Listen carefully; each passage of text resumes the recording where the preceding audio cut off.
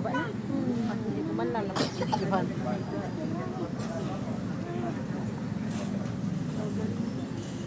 Dalangin tayo. Ama naming makapangyarihan, sa pamagitan ng iyong anak, kami iyong dinulutan ng minas ng iyong liwanag o kaliwanagan. Ang bagong minas na ito ay iyong gawing banal. At ipagkaloob mong kami pagmingasin itong aming pagdiriwa upang makasapit kaming may dalisay na kalooban sa walang mali na kaliwanagan sa pamagitan ng Kristo. Kasama ng Espiritu Santo, magpasawalang hanggan. Amen.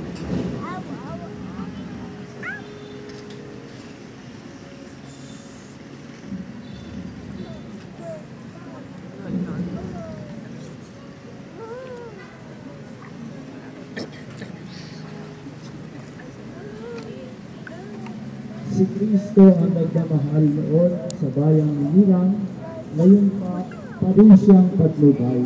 Si Yesu Kristo na buhay, sa ating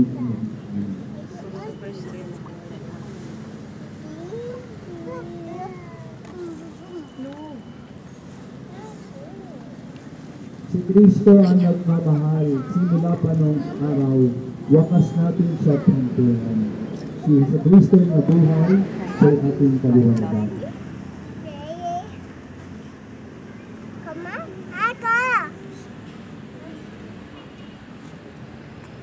Si Kristo ang pinagmumulan, alpha sa bisag ng tunay, siya'y ating pinanggalingan. Si Yesu Kristo na buhay, sa ating kaliwanagan.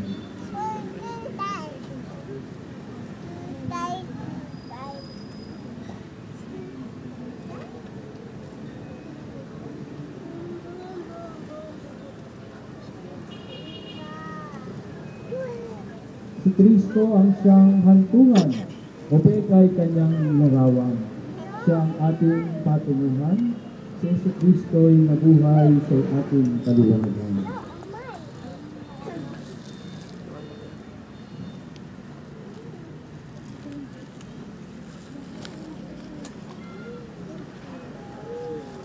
Kay Kristo ay napigilang lahat ng panahon araw, bawat yugto ng pag-iral. Si Yesu Kristo ay nabuhay sa ating kaliwanagan.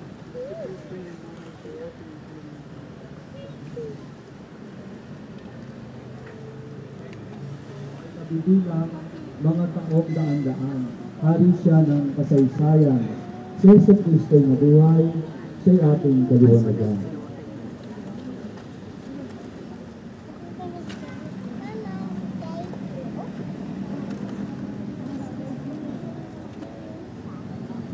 Kay Kristo ang karangalan, lahat ng kapangyarihan, Panginoong dinarangal.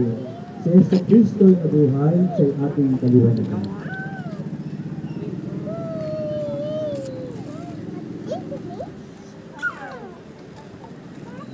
Kay Kristo ang kapurihan ng buong sangkatauhan, ngayon at magpakailanman. Si Yesu Kristo ay nabuhay sa ating kaliwanagan.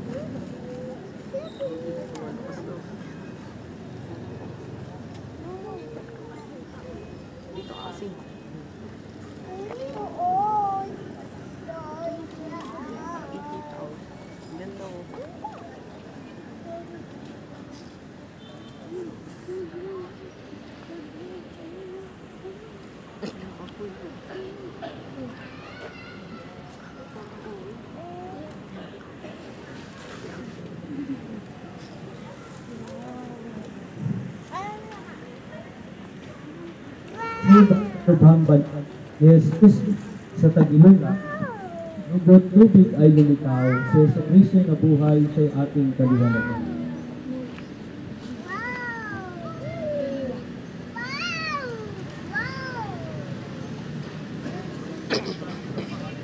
Sa paang si Jesus na nabayubay sa krus na kinamatayan, si Yesu Kristo ay nabuhay sa ating kaliwanagan.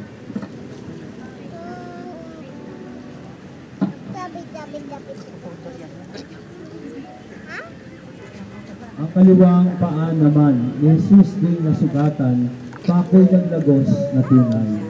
Si Yesu Kristo ay nabuhay sa ating kaliwang.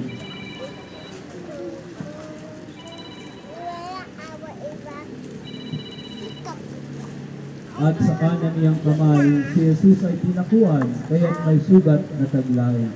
Si Yesu Kristo ay nabuhay sa ating kaliwanagan.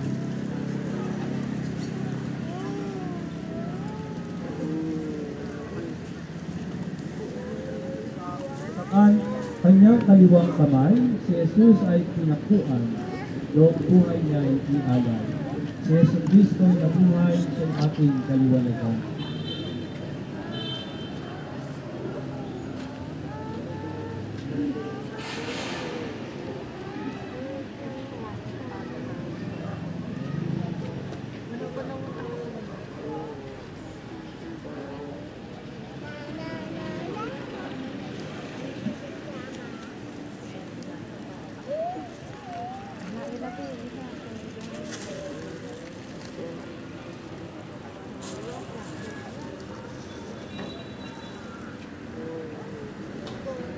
Mapawi nawa ng tuluyan ang dilim ng kasalanan sa puso natin isipan.